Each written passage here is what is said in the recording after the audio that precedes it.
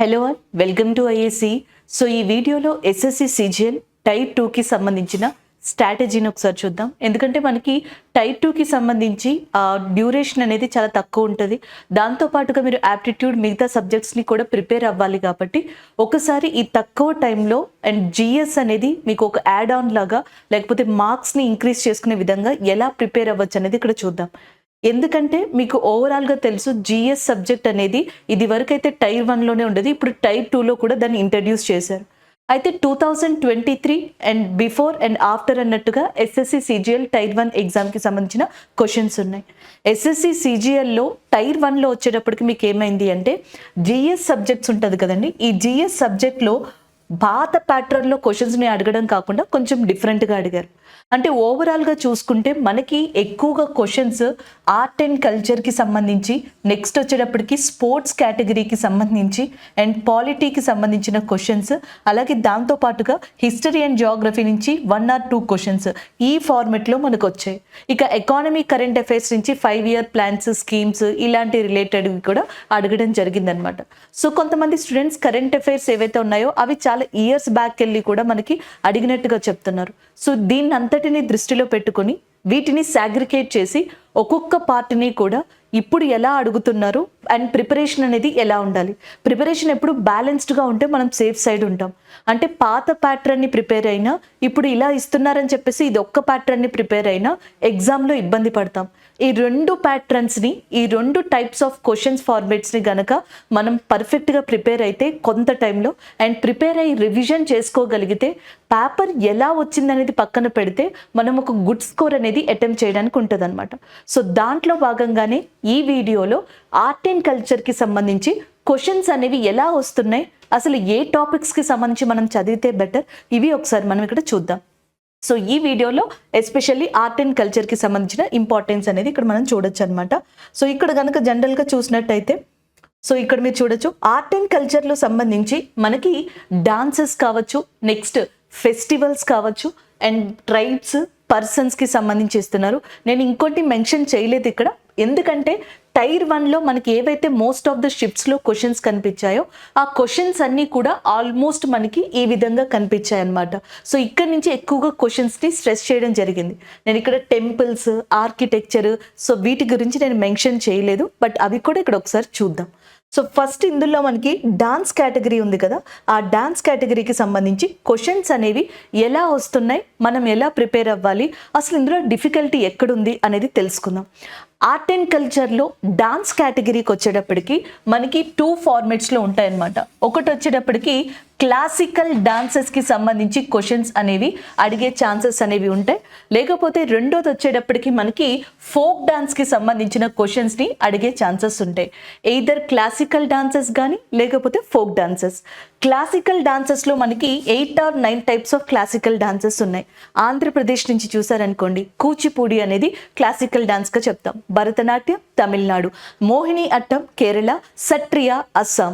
So ఇది వరకు ఆ క్లాసికల్ డాన్సెస్ ఏంటి అనే బేసిక్ ఇన్ఫర్మేషన్ని తెలుసుకుంటే మనం క్వశ్చన్స్కి ఆన్సర్ పెట్టడానికి వీలుండేది. బట్ ఇందులో కూడా ఫార్మెట్ని మార్చడం జరిగింది. అలాగే folk dance. So folk dance చూసారనుకోండి, రఫ్ అనే డాన్స్ ఉందనుకోండి, ఫర్ ఎగ్జాంపుల్ జమ్మూ కాశ్మీర్కి సంబంధించింది, కలిబెలియా అనే డాన్స్ రాజస్థాన్కి సంబంధించింది, బాంగ్రా పంజాబ్కి సంబంధించింది, దాండియా గుజరాత్కి సంబంధించింది. ఇలా మనం తెలుసుకోవడం వల్ల మోస్ట్ ఆఫ్ ద క్వశ్చన్స్ని ప్రీవియస్గా ప్రిపేర్ అయిన స్టూడెంట్స్ అటెంప్ట్ చేయగలిగారు. కానీ ఇక్కడ కూడా క్వశ్చన్ ప్యాటర్న్ అనేది మారిపోయింది. క్వశ్చన్స్ అనేవి ఆర్ట్ అండ్ కల్చర్లో డాన్సెస్ ఫార్మెట్ నుంచి వచ్చాయి. సో ఎస్ఎస్సి సిజిఎల్ టైర్ 1 స్టూడెంట్స్కి ఇది బాగా తెలుసు, ఎవరైతే ఎగ్జామ్ని అటెంప్ట్ చేశారో. కాకపోతే వాళ్ళు ఫేస్ చేసిన ప్రాబ్లం ఏంటి అంటే వాళ్ళు ఈ టాపిక్ని నేర్చుకున్నారు, ఈ కాన్సెప్ట్ని ప్రిపేర్ అయ్యారు, కానీ ఎగ్జామ్లో అవుట్ ఆఫ్ 10 ఒక 6 to 7 స్టూడెంట్స్ మాత్రమే మనకి దాన్ని అటెంప్ట్ చేయగలిగారు. మిగతా స్టూడెంట్స్ కొంచెం డిఫికల్టీని ఫేస్ చేశారు. ఈ 6 to 7 స్టూడెంట్స్ కూడా దీన్ని ఫుల్ ఫ్లెడ్జ్డ్గా ఆన్సర్ని చేయడంలో కొంచెం మనకి ప్రాబ్లమ్ని ఫేస్ చేశారంట. అందుకని చెప్పి ఈ ఫార్మెట్ని ఎలా మనం ఎదుర్కోవాలి, ఎలా ప్రిపేర్ అవ్వాలి అనేది ఒకసారి ఇక్కడ చూద్దాం. ప్రీవియస్గా అయితే క్వశ్చన్ ఎలా ఉండేది మనకి జనరల్గా అయితే రాజస్థాన్లో ఫేమస్ డాన్స్ ఏది అని చెప్పేసి ఉండేది. కలిబెలియా అనో కత్పుత్లి అనో ఇలా చెప్పేవాళ్ళం. కాకపోతే ఇప్పుడు క్వశ్చన్స్ ఎలా వస్తున్నాయంటే which of the following is a famous dance from Rajasthan. So Rajasthan నుంచి ఫేమస్ డాన్స్ ఏది? కోలాటమా, సార్బులియా, కల్బులియా అండ్ రఫ్ అని చెప్పేసి ఉన్నాయి. ఇది పాత ప్యాటర్న్ అండి. సో రఫ్ డాన్స్ అనేది మనకి ఏ స్టేట్ కి సంబంధించింది? జమ్మూ అండ్ కాశ్మీర్ కి సంబంధించిందిగా రాఫ్ డాన్స్ అనే దాన్ని చెప్పొచ్చు అనమాట. సో నెక్స్ట్ వచ్చేటప్పటికి కల్బలియా అని ఉంది కదా, ఇది స్నేక్ డాన్స్, రాజస్థాన్ కి సంబంధించింది. అలాగే నెక్స్ట్ సార్బుల్ డాన్స్ అనేది బీహార్ కి సంబంధించిన ఫోక్ డాన్స్. కోలాటం అనేది ఆంధ్రప్రదేశ్కి సంబంధించిన ఫోక్ డాన్స్గా చెప్పొచ్చు అనమాట. సో ఇది వరకు గనక మీరు ఎగ్జామ్ క్వశ్చన్ పేపర్స్ చూస్తే, so question format which of the following is a famous dance from Rajasthan and the answer is Kalbelia snake dance. ఇది లేకపోతే గెయిర్ అనేది కూడా రాజస్థాన్ యొక్క ఫోక్ డాన్స్ అనమాట, లేదా తేతలి అని చెప్పేసి ఉంటుంది, ఇది కూడా రాజస్థాన్ యొక్క ఫోక్ డాన్స్గా చెప్పొచ్చు. కత్ పుత్లీ లేదా పప్పెట్ షో అంటాం, ఇది కూడా రాజస్థాన్లో one of the famous folk dance. ఇలా తెలుసుకుంటే మీకు అయిపోయేది. ఒకవేళ రాజస్థాన్ అనేది ఇక్కడ లేదనుకోండి, ఆంధ్రప్రదేశ్ అని ఉందనుకోండి, అప్పుడు కోలాటం కరెక్ట్ ఆన్సర్ అయ్యేది ఇలాగా.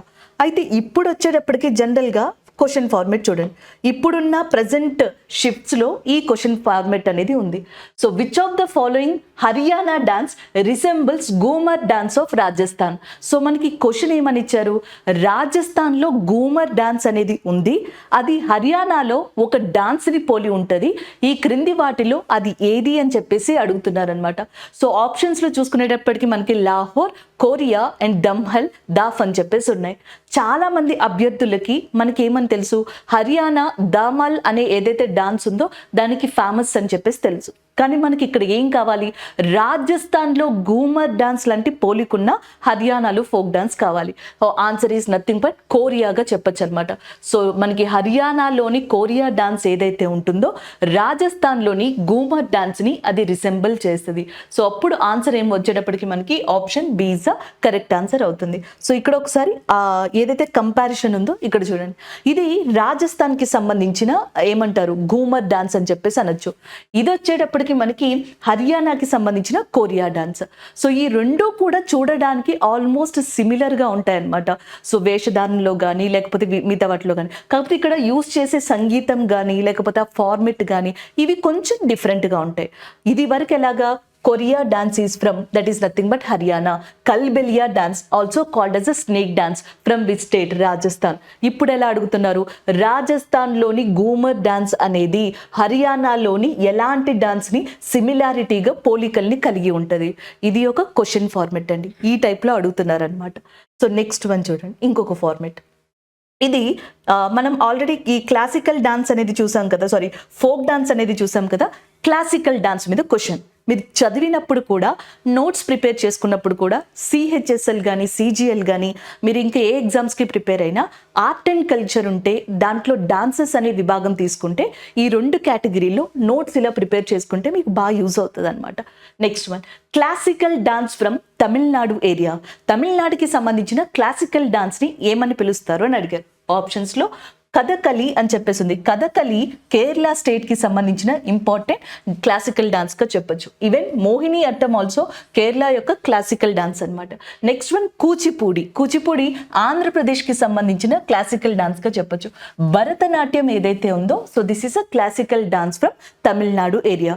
అంటే మీకు ఏ రాష్ట్రంలో ఏ క్లాసికల్ డాన్స్ ఉందో తెలిస్తే, బేసిక్ ఇన్ఫర్మేషన్ తెలిస్తే, సో ఇది వరకు అడిగిన ప్యాటర్న్లో గనక క్వశ్చన్స్ అడిగితే మీరు ఆన్సర్స్ అనేవి పెట్టేయచ్చు. కాకపోతే ఈ ఇయర్ కొన్ని షిఫ్ట్స్లో క్వశ్చన్స్ అనేవి ఎలా అడిగారు అనేది ఇక్కడ ఒకసారి చూద్దాం. భరతనాట్యం అనేది తమిళనాడుకి సంబంధించిందని మీకు ఆల్రెడీ తెలుసు. అయితే క్వశ్చన్స్ ఈ విధంగా అడుగుతున్నారు. So which of the following is not a form of Bharatanatyam. Bharatanatyam తమిళనాడుకి సంబంధించింది. అయితే క్రింది ఇచ్చిన వాటిల్లో భరతనాట్యానికి సంబంధించిన కేటగిరీ ఏది కాదు అని అడుగుతున్నారు. ఆప్షన్స్లో మనకి Melattur, Vazhuvoor, Pandanallur, none of the above అని ఉంది. సో ఆన్సర్ వచ్చేటప్పటికి none of the above is a correct answer. భరతనాట్యాన్ని ఏదైతే మనకి తమిళనాడులో ఇంట్రడ్యూస్ చేశారో, అది ఇంట్రడ్యూస్ చేసిన తర్వాత అది నెమ్మదిగా డిఫరెంట్ కైండ్ ఆఫ్ స్టైల్స్ని ఫాలో అవుతూ వచ్చింది. కొన్ని ప్రాంతాల్లో భరతనాట్యంని చేసే కళాకారులు ఎవరైతే ఉంటారో వాళ్ళ యొక్క వేషధారణ కావచ్చు, వాళ్ళ యొక్క ఏదైతే భావాలు ఉంటాయో, పోస్చర్స్ ఉంటాయో, ముద్రలు ఉంటాయో, ఇవన్నీ డిఫరెంట్గా ఉంటాయి అన్నమాట. సో అలాంటి వాటిని బట్టి depends on their postures and their gesture and as well as different kind of area, and the Bharatanatyam natyam from the Tamil Nadu area categorized into 3 formats. ఇది కష్టంగా ఉంది మేడం అంటే 3 వర్గాలుగా విభజించారని గుర్తుపెట్టుకోండి సింపుల్గా. అవే మనకి మెల్లటూరు, వాజవూరు, పాండనలూరు.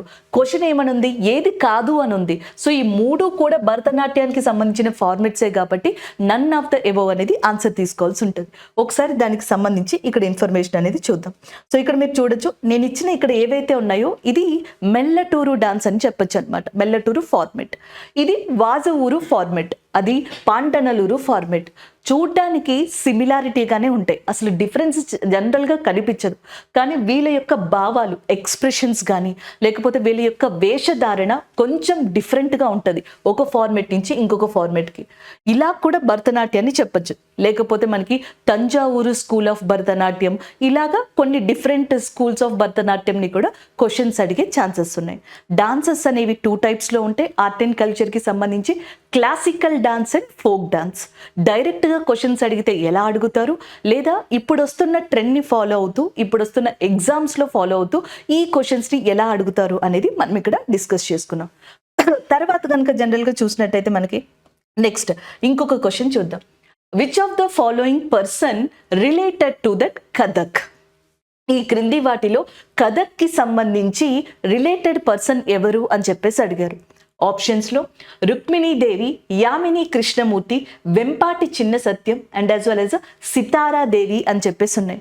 ఇది వరకు మనకి ఈ this is a previous pattern question. So question ఇలా ఉన్నప్పుడు ఏంటి, కథక్ అనేది మనకి ఎక్కడ ఫేమస్, ఉత్తరప్రదేశ్లో ఫేమస్, లేదా నార్త్ పార్ట్ ఆఫ్ ఇండియాలో ఫేమస్ అనమాట. ఇక్కడ ఇచ్చిన ఆప్షన్స్లో రుక్మిణీదేవి గారు భరతనాట్యంకి సంబంధించిన ఇంపార్టెంట్ డాన్సర్. ఒక రకంగా మదర్ ఆఫ్ భరతనాట్యంగా కూడా ఈమెని కంపేర్ చేస్తారంట. నెక్స్ట్ వచ్చిన పర్సన్ యామిని కృష్ణమూర్తి గారుగా ఉన్నారు. యామిని కృష్ణమూర్తి గారు భరతనాట్యంతో పాటు కూచిపూడి డాన్స్లో కూడా ఫేమస్గా చెప్పొచ్చు. నెక్స్ట్ వన్ వెంపాటి చిన్న సత్యం, ఆంధ్రప్రదేశ్కి సంబంధించి ద లెజెండరీ డాన్సర్ ఆఫ్ కూచిపూడిగా మనం ఎవరిని చెప్తామంటే వెంపాటి చిన్న సత్యం గారిని చెప్పడం జరుగుతుంది అనమాట. So next one Sitara Devi. So Sitara Devi గారు ఎవరైతే ఉన్నారో ఈమె ఇక్కడ ఇచ్చిన ఆప్షన్స్లో ఫేమస్ కథక్ డాన్సర్గా చెప్పొచ్చు. ఇలాంటి క్వశ్చన్స్ని మనం ఎలా చదువుతామంటే ఏదైనా ఒక GK material, class notes, what ever, so దాన్ని తీసుకుని ఇంపార్టెంట్ క్లాసికల్ డాన్సర్స్ ఏమున్నాయి, అవి ఏ స్టేట్కి సంబంధించి ఉన్నాయి, అందులో ఎవరు దాన్ని ఇంట్రడ్యూస్ చేశారు, లేదా దాంట్లో ఫేమస్ పర్సన్స్ ఎవరు, ఈ కాన్సెప్ట్ మీద నోట్స్ చేసుకుంటే క్లాసికల్ డాన్స్కి సంబంధించిన క్వశ్చన్స్ని మీరు పెట్టచ్చు. బట్ ఇప్పుడు వచ్చే డిఫరెంట్ ఫార్మెట్లో క్వశ్చన్స్ ఎలా ఉన్నాయో ఒకసారి మీరు చూడండి. ఇప్పుడు వచ్చే క్వశ్చన్ ఫార్మెట్ ఎలా ఉందంటే which of the following person and received Padma Shri award in 1992 in Kathak dance.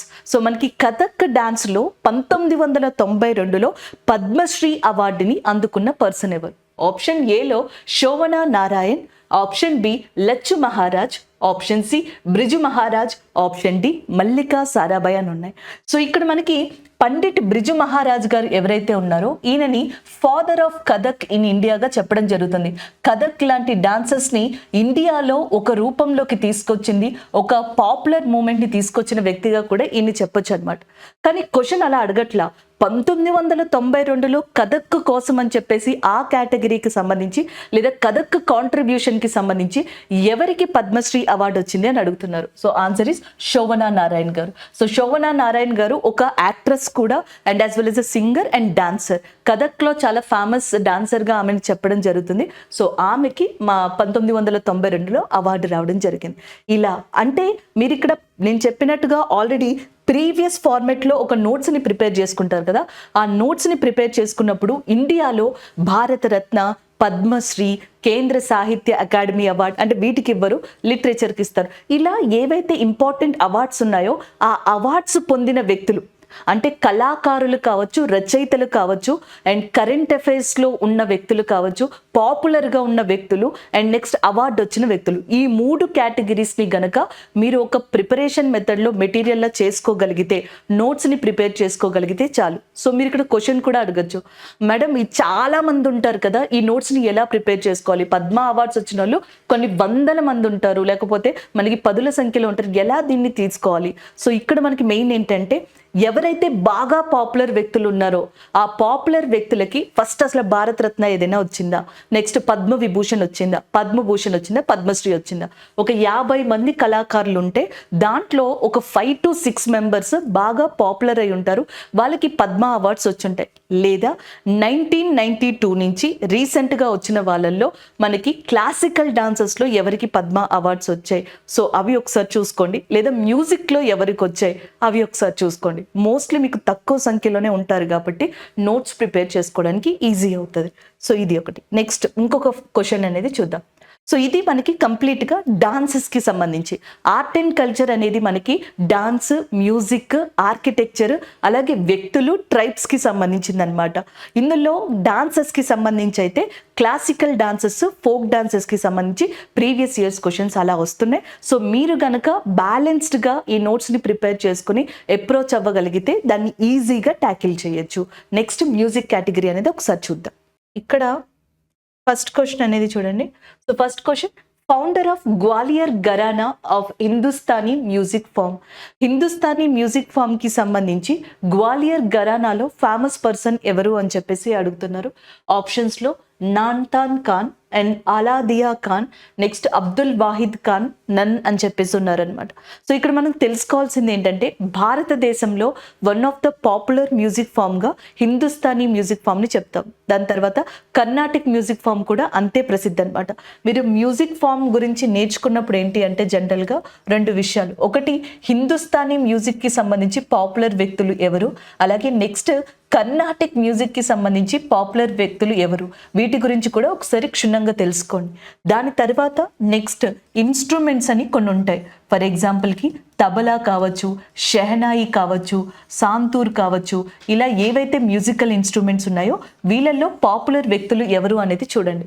So దాని తర్వాత వీళ్ళకి ఏమన్నా పద్మశ్రీ అవార్డ్స్ కానీ లేకపోతే భారతరత్న కానీ ఇలాంటి ఏమైనా అవార్డ్స్ వచ్చాయనేది చూడండి. సో మ్యూజిక్ రిలేటెడ్లో గనక మీరు ఈ నోట్స్ని ప్రిపేర్ చేసుకుంటే ఇవే క్వశ్చన్స్ వస్తాయి, ఇలాగే వస్తాయని కాదు, బట్ ఏంటంటే మీకంటూ ఒక కంటెంట్ అనేది ఆర్ట్ అండ్ కల్చర్లో ఈ కేటగిరీస్లో ఉంటుంది అనమాట. సో జనరల్గా అయితే మనకి ఎలా క్వశ్చన్స్ అడిగే వాళ్ళంటే జాకీర్ హుసేన్ గారు ఉన్నారు. సో జాకీర్ హుసేన్ గారికి రీసెంట్గా మనకి పద్మ అవార్డు అనేది రావడం జరిగింది. ఆయన ఏ మ్యూజికల్ ఫామ్లో ఫేమస్ అని చెప్పేసి కూడా కొన్ని క్వశ్చన్స్ ఉన్నాయి. హిందుస్థానీ మ్యూజిక్ని మళ్ళీ తిరిగి ఇండియాలో అలాంటి ఘనతని తెచ్చిపెట్టిన వ్యక్తిగా మనకి జాకీర్ హుసేన్ గారిని చెప్తాం.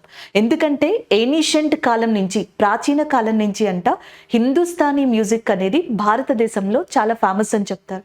కాకపోతే ఢిల్లీ సుల్తాన్లు, మొఘల్స్ వచ్చిన తర్వాత పర్షియన్ మ్యూజిక్ అనేది లేకపోతే పర్షియన్ కల్చర్ అనేది కొంతవరకు భారతదేశం యొక్క కల్చర్, భారతదేశం యొక్క మ్యూజిక్ని ఇంపాక్ట్ చేసినట్టుగా చెప్తారు.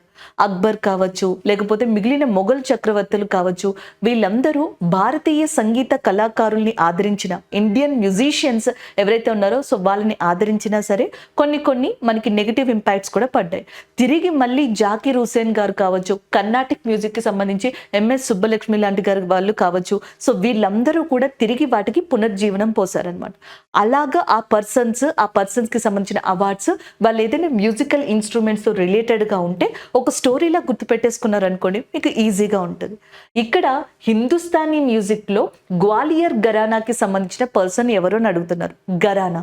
సో ఘరానా అంటే గురు శిష్యులకి సంబంధించిన ఒక పరంపరగా చెప్తారు, లేదా ఒక మ్యూజికల్ ఫార్మెట్ అనేది జనరేషన్ టు జనరేషన్ మనకి అట్లా ట్రాన్స్ఫర్ అవుతూ ఉంటే దాన్ని కూడా చెప్పడం జరుగుతుంది అనమాట.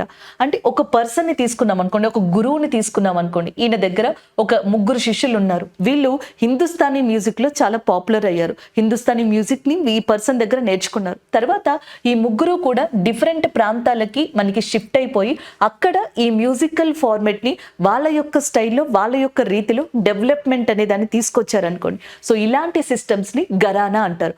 అంటే ఇక్కడ ఒక పర్సన్ ఒక మ్యూజిక్ ఫామ్ని మనకి డెవలప్ చేశారు, ఇంకొక పర్సన్ ఇంకొక ప్లేస్లో మ్యూజిక్ ఫామ్ని డెవలప్ చేశారు. ఇంకొక పర్సన్ ఇంకొక మ్యూజిక్ ఫామ్ ని. ఈ మూడింటి యొక్క ఆరిజిన్ కూడా మనకి హిందుస్థానీ మ్యూజిక్ అనుకుందాం. సో ఇవి హిందుస్థానీ మ్యూజిక్ కి సంబంధించిన ఘరానాస్ అవుతాయి.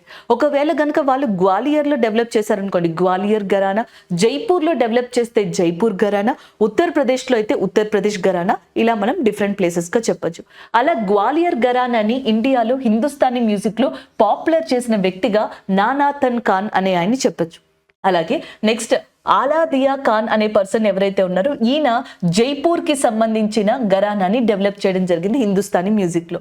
అండ్ అబ్దుల్ వాహిద్ ఖాన్ అనే పర్సన్ ఉత్తరప్రదేశ్ లో మనకి దాన్ని పాపులర్ చేయడం జరిగింది. వీళ్ళందరూ హిందుస్థానీ మ్యూజిక్ కి సంబంధించిన వాళ్ళే, కానీ ఆ హిందుస్థానీ మ్యూజిక్ ని ఆ ప్రాంతాల్లో డెవలప్ చేసిన వ్యక్తులుగా వీళ్ళని చెప్పొచ్చు అనమాట.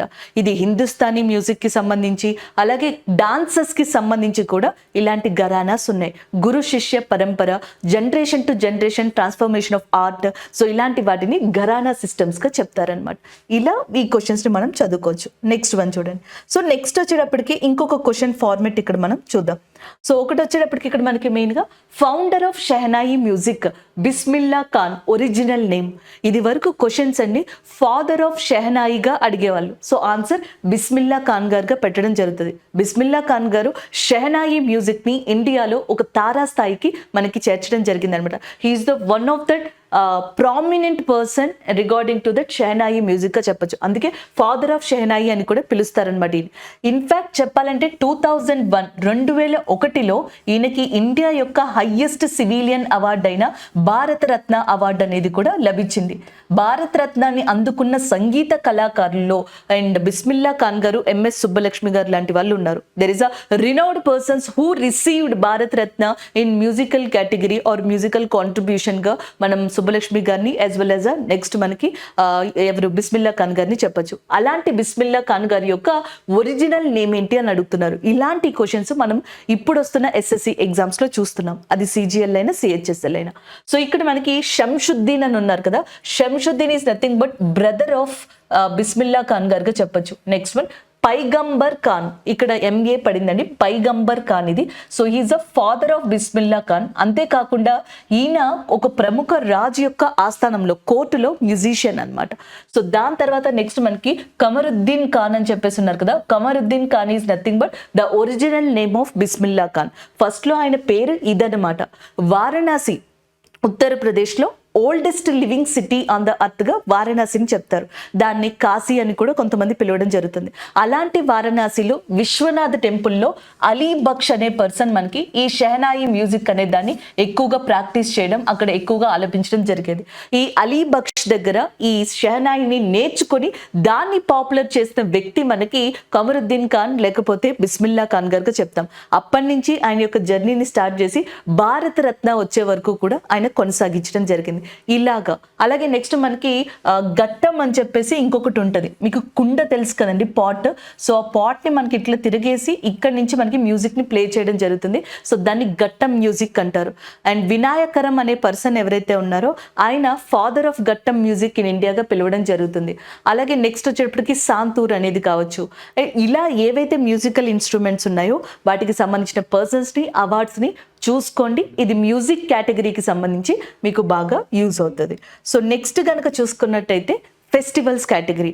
సో మీకు ఫెస్టివల్స్ కూడా చాలా ఈజీగా ఒక హాఫ్ అన్ అవర్ 40 minutes కనుక మీరు దీని మీద వర్కౌట్ చేయగలిగితే, సో ఈజీ టు బేస్గా వచ్చిన క్వశ్చన్స్ని ఆన్సర్ పెడతారు.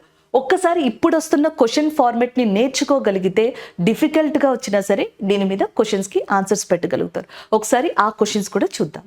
సో నెక్స్ట్ వన్ ఫెస్టివల్స్కి సంబంధించి క్వశ్చన్స్ అనేవి ఎలా అడుగుతారు. సో దీని మీద కూడా జనరల్గా ఎప్పటి నుంచో ఎస్ఎస్సి దీని మీద క్వశ్చన్స్ అనేవి మనకి చేసుకుంటూ వస్తుంది, అడుగుతూ వస్తుంది. ఈ ఫెస్టివల్స్ కూడా ఏంటంటే ట్రైబ్స్కి సంబంధించిన ఫెస్టివల్స్ కొన్ని ఉంటాయండి. సో ఇవి ప్రీవియస్ క్వశ్చన్స్లో చాలా ఉన్నాయి. ఏవి ట్రైబ్స్కి సంబంధించిన ఫెస్టివల్స్ అనమాట. ఫర్ ఎగ్జాంపుల్ హార్నబిల్ ఫెస్టివల్ అని చెప్పేసి ఉంది. ఈ హార్నబిల్ ఫెస్టివల్ అనేది మనకి ఏ స్టేట్లో సెలబ్రేట్ చేస్తారు అంటే నాగాలాండ్లో సెలబ్రేట్ చేయడం జరుగుతుంది. ఇలాంటివి కావచ్చు. లేకపోతే నెక్స్ట్ నెక్స్ట్ వచ్చేటప్పటికి మనకి వార్ ఫెస్టివల్ అని, లేకపోతే వాంగ్లా ఫెస్టివల్ అని, ఇలాంటివి. బిహు ఫెస్టివల్ అని చెప్పేసి ఉంది. దీన్ని ఎక్కడ సెలబ్రేట్ చేస్తారో అని అడిగారు. అస్సాంలో ఇది వన్ ఆఫ్ ద పాపులర్ ఫెస్టివల్గా దీన్ని చెప్పొచ్చు అనమాట. ఇలా ట్రైబ్స్కి సంబంధించి ఇంపార్టెంట్ ప్లేసెస్లో ఫెస్టివల్స్ ఉంటాయి చూసారా, వాటిని అడగడం. లేదా మనకి స్టేట్ వైడ్గా, ఫర్ ఎగ్జాంపుల్ ఉగాది ఉందనుకోండి, తెలుగు రాష్ట్రాల్లో సెలబ్రేట్ చేసుకుంటారు, ఎస్పెషల్లీ ఆంధ్రప్రదేశ్. అట్లా బతుకమ్మ ఉందనుకోండి, తెలంగాణలో సెలబ్రేట్ చేసుకుంటారు. అలాగే నెక్స్ట్ వచ్చేటప్పటికి జల్లికట్టు లాంటివి, జల్లికట్టు ఫెస్టివల్ ఏదైతే ఉందో అది తమిళనాడులో చాలా ఫేమస్గా చెప్పొచ్చు. సో ఇలా ఫెస్టివల్స్ని అడగడం జరుగుతుంది. అయితే ఆ ఫెస్టివల్స్ని ఇంకెలా డిఫరెంట్గా ఏమన్నా అడుగుతారా, ఇప్పుడున్న ప్రజెంట్ దాంట్లో ఎలా అడుగుతారు అనేది ఒకసారి ఇక్కడ చూద్దాం అనమాట. సో జనరల్గా మీరు ఇక్కడ చూసినట్టయితే ఇక్కడ చూడండి, the first one, Onam festival celebrated which of the following state in India. Onam అనేది మనకి ఏ స్టేట్లో దీన్ని సెలబ్రేట్ చేసుకుంటారు? కేరళ. సో క్వశ్చన్స్ అనేవి మీకు సింపుల్గా ఎందుకు ఇచ్చాము అంటే, ఈ ఫార్మెట్లో ఇది వరకు క్వశ్చన్స్ ఉండేవి, ఇప్పుడు అడుగుతున్నారని కాదు, ఇలా ఉండేవి అని. ఇప్పుడు మనకి తమిళనాడు ఉందనుకోండి, తమిళనాడులో పొంగల్ ఫెస్టివల్ అనేది ఉంటుంది, ఇది ఈజీగా మీరు గుర్తుపడతారు. కర్ణాటక ఉందనుకోండి, కంబాలా ఫెస్టివల్ ఏదైతే ఉందో అది కర్ణాటకలో చాలా ఫేమస్. దానితో పాటుగా పట్టాడకల్ డాన్స్ ఫెస్టివల్ అని చెప్పేసి ఉంటుంది. ఈ పట్టాడకల్ డాన్స్ ఫెస్టివల్ అనేది కూడా ఇక్కడ ఫేమస్గా చెప్పడం జరుగుతుంది ఇలాగా. సో నెక్స్ట్ వచ్చేటప్పటికి అండమాన్ ఏరియా. అండమాన్ ఏరియాలో మనకి సుభాష్ మేళా అని చెప్పేసి ఉంటుంది అనమాట. ఇలాంటివి అక్కడ ఫేమస్గా మనం చెప్పడం జరుగుతుంది, ఇలా చెప్పచ్చు. ఇన్ కేరళ ఓనంకి సంబంధించి మీకు basic information, normal art and కల్చర్ని చదువుకున్నప్పుడు కొన్ని టాపిక్స్ని కవర్ చేస్తే ఈ టైప్ ఆఫ్ క్వశ్చన్స్ని ఈజీగా ఆన్సర్ చేయొచ్చు అనమాట.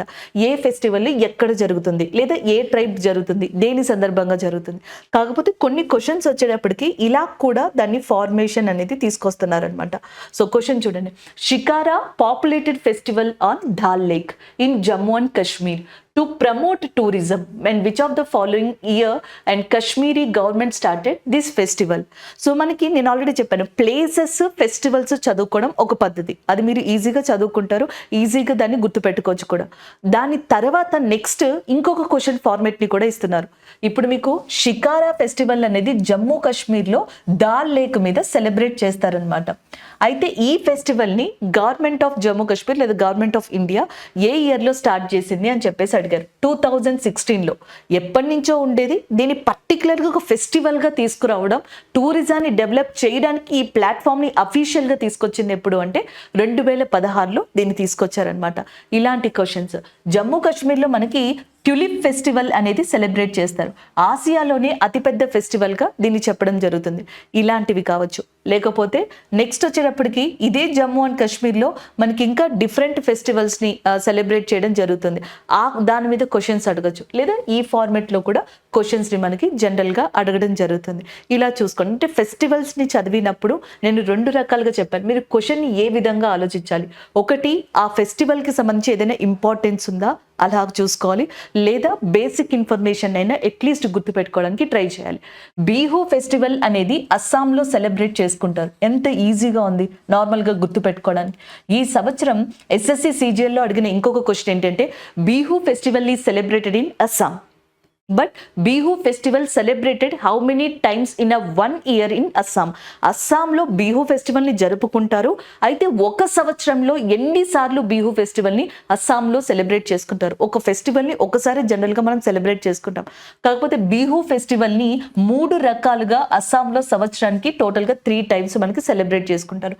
దాన్ని మనకి మాఘ బిహు అని చెప్పేసి పిలవడం జరుగుతుంది, కాతి బిహు అని చెప్పేసి పిలవడం జరుగుతుంది. ఇలా డిఫరెంట్ నేమ్స్తో దాన్ని పిలుస్తారనమాట. ఇలాంటి టైప్స్ ఆఫ్ క్వశ్చన్స్ని కనుక మీరు ప్రాక్టీస్ చేయగలిగితే మీకు క్వశ్చన్ ఒకసారి ఇలా కనిపించినా సరే అంత కష్టంగా అనిపించదు. అండ్ నెక్స్ట్ వన్ ఇంకొకటి చూడండి. నెక్స్ట్ వచ్చేటప్పటికి ఇంకొక కేటగిరీ ఇది. And Halpati major tribe in Gujarat area. Halpati is a major tribe in Gujarat area.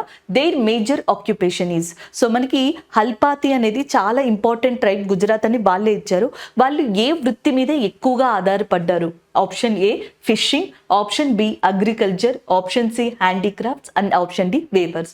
So వాళ్ళు అగ్రికల్చర్ వృత్తి మీద ఆధారపడినట్టుగా చెప్పొచ్చు అనమాట.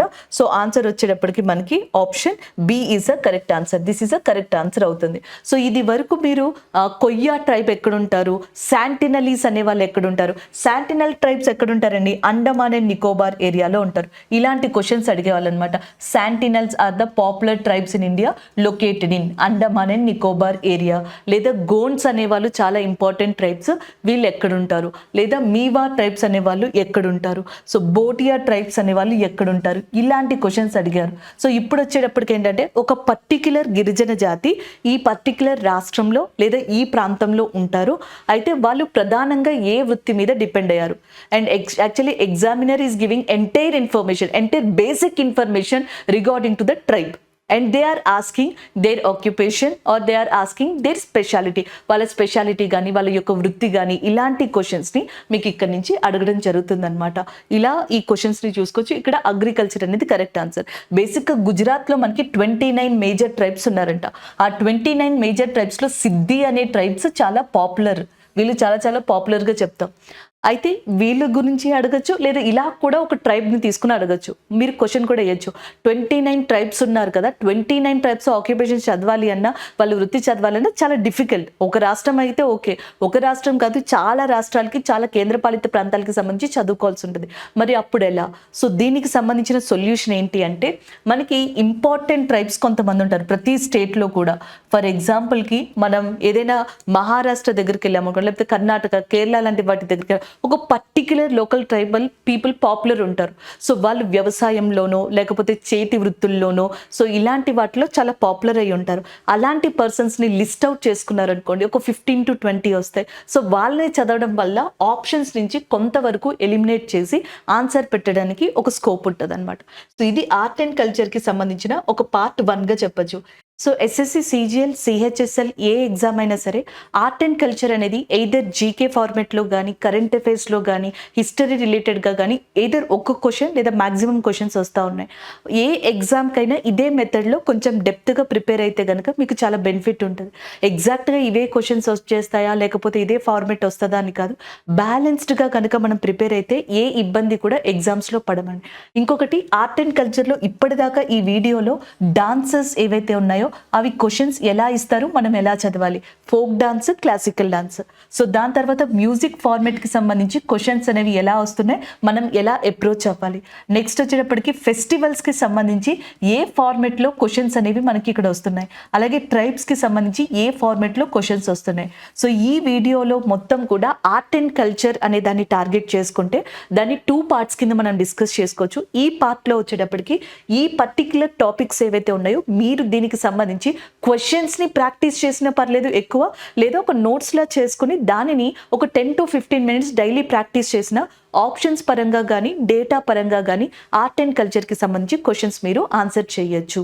సో మిగతావి ఏవైతే ఉన్నాయో అవి మాన్యుమెంట్స్ కావచ్చు, లేకపోతే నెక్స్ట్ వచ్చేటప్పటికి మనకి టెంపుల్కి సంబంధించినవి కావచ్చు. సో ఒక్కసారి అవి కూడా చూసామనుకోండి, ఆర్ట్ అండ్ కల్చర్కి సంబంధించిన క్వశ్చన్స్ని ఎలా ఇస్తున్నారు, ఎలా అప్రోచ్ అవ్వాలి అనే దాని మీద ఒక పాత్ అనేది లేకపోతే ఒక క్లారిటీ అనేది మనకు వచ్చినట్టు అనిపిస్తుంది. సో దానికోసమే ఈ వీడియో అండి. ఈ పార్ట్లో ఇది మనం డిస్కస్ చేసుకోవడం జరిగింది. Thank you.